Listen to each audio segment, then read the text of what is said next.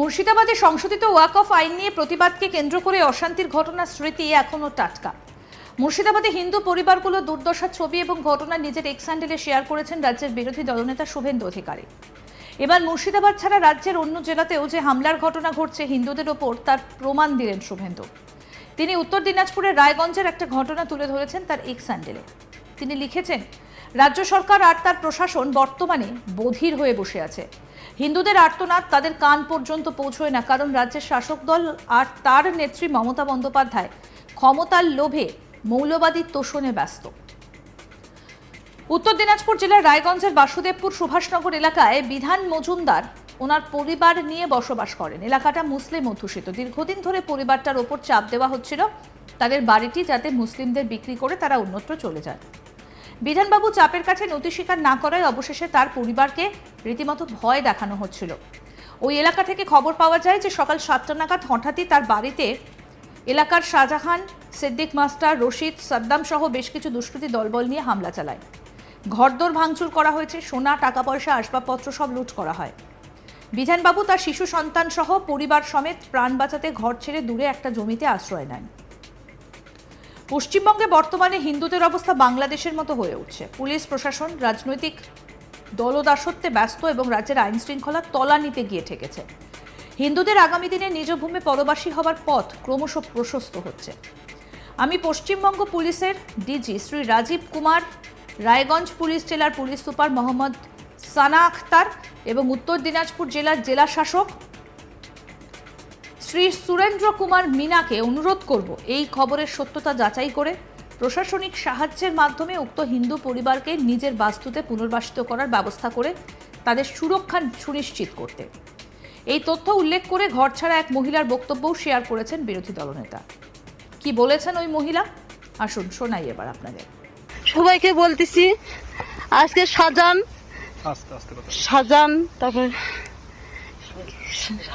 আর কি সাজান মাস্টার, দাদা মাস্টার, সিদ্দিক মাস্টার, তারপরে হলে রশিদ, তারপরে হলে সাদ্দাম, ওই শাহজাহানের একটা সম্বন্ধী, আর নাম জানি না সঠিক। তাই বলতেছি ভাই, আমাদের আজকে বাড়ি ঘর ভাঙে কিচ্ছু রাখেনি। আমরা আজকে বাচ্চা কাচ্চা নিয়ে আজকে মাখার জমিতে পলে আছি। আমাদের কিচ্ছু রাখেনি, আমাদের মারে নাকের ফুল টুল সব কেড়ে নিছে। আমাদের ঘর দুয়ার লুটপাট করছে, আমাদের সোনা ছিল, টাকা ছিল, সব আমাদের লুটপাট করে নিছে। মাঝে সাজে এসে বলে তোদের কাছে থাকতে দেবো না, তোরা বাংলাদেশ থেকে আসছিস, তোদের বাংলাদেশে পাঠিয়ে দিব, এরকম করে বলে যে ইয়ে করে দেবো, মুর্শিদাবাদ করে দেবো, ওরকম করতে। মাদ্রাসার কয়টা ছেলে তারাও বলে।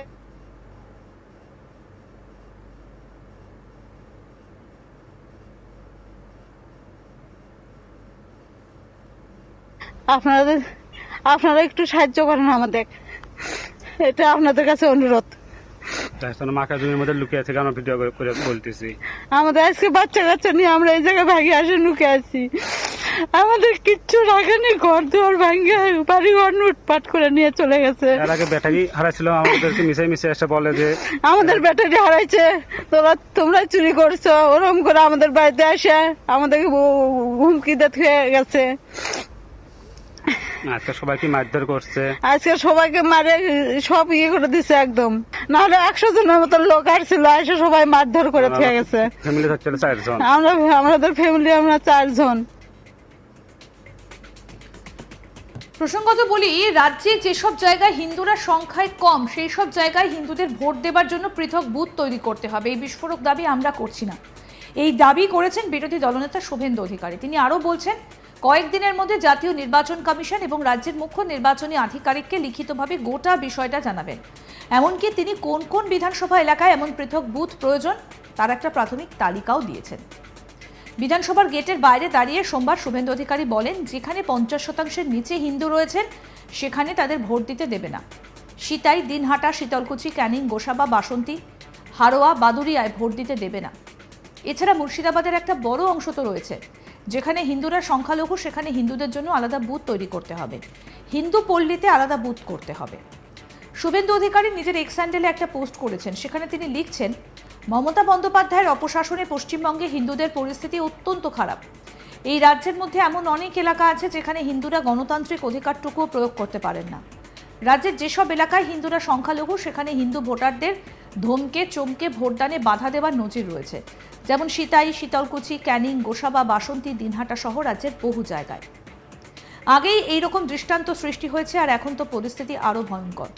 মুসলিম সংখ্যাগরিষ্ঠ এলাকায় হিন্দু ভোটারদের পক্ষে ভোট দিতে যাওয়া এক প্রকার প্রাণ হাতে নিয়ে যুদ্ধক্ষেত্রে যাওয়ার মতো ব্যাপার। মমতা বন্দ্যোপাধ্যায় তার ভোট ব্যাংকের শান্তি বাহিনীকে মোতায়েন করে থাকেন হিন্দুদের বাধা দান করে ভোট দেওয়া থেকে বিরত রাখতে। ভোটের দিন অহরহ বোমাবাজি, বন্দুক উঁচিয়ে ভয় দেখানো, সমাজ বিরোধীদের জমায়েত করে ভয়ের পরিবেশ সৃষ্টি করার মতন নানা রকম ভুরি ভুরি দৃশ্য ক্যামেরাবন্দি হয়েছে আগেই। আর এখন তো এক প্রকার হিন্দুদের আক্রমণ করার লাইসেন্স তুলে দিয়েছে দলদাস প্রশাসন। এমন পরিস্থিতিতে আমরা দাবি করছি, এক, যেখানে যেখানে হিন্দুরা সংখ্যালঘু সেখানে হিন্দু ভোটারদের জন্য আলাদা বুথের ব্যবস্থা করতে হবে, যাতে বিনা বাধায় নির্ভয়ে তারা তাদের গণতান্ত্রিক অধিকার প্রয়োগ করতে পারে। আর দুই, বুথগুলোর অবস্থান এমন জায়গায় করতে হবে যাতে হিন্দু ভোটারদের কোনো মুসলিম মহল্লার মধ্যে দিয়ে বুথে পৌঁছতে না হয়, কারণ মুসলিম মহল্লার মধ্যে দিয়ে যেতে হলে তারা বাধার সম্মুখীন হবেন, এটা নিশ্চিত। কি বলেছেন শুভেন্দু অধিকারী, এবার শুনবো। হিন্দুদের ভোট দিতে দেবে না, সিতাইতে দেবে না, শীতলকুচিতে দেবে না, দিনহাটাতে দেবে না, ক্যানিং, গোসাবা, বাসন্তীতে দেবে না, মিনাকা, হাড়োয়া, বাদুড়িয়াতে দেবে না, মুর্শিদাবাদের একটা বড় অংশ তো আছে। আমি আজকে আপনাদের মাধ্যমে বলছি, আমি পরে ইলেকশন কমিশনকেও লিখব যে হিন্দুদের জন্য যেখানে হিন্দুরা সংখ্যালঘু, আপনাদের হিন্দুদের জন্য আলাদা বুথ তৈরি করতে হবে।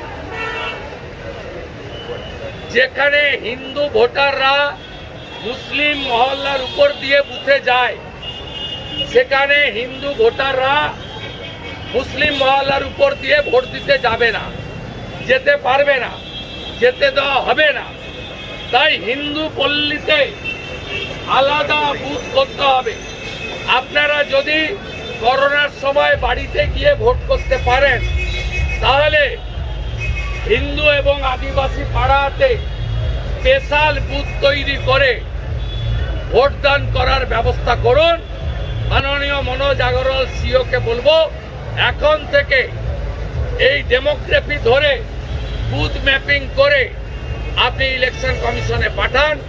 আমি অফিসিয়ালি আমার আবেদন কয়েকদিন পরে লিখিতভাবে ইসিআই এবং সিওকে দেব। আরও আপডেট পেতে দেখতে থাকুন আজ তাক বাংলা। সাবস্ক্রাইব করুন, নোটিফিকেশন পেতে বেল বাটন অপশন প্রেস করুন, হোয়াটসঅ্যাপেও ফলো করুন আজ তাক বাংলা।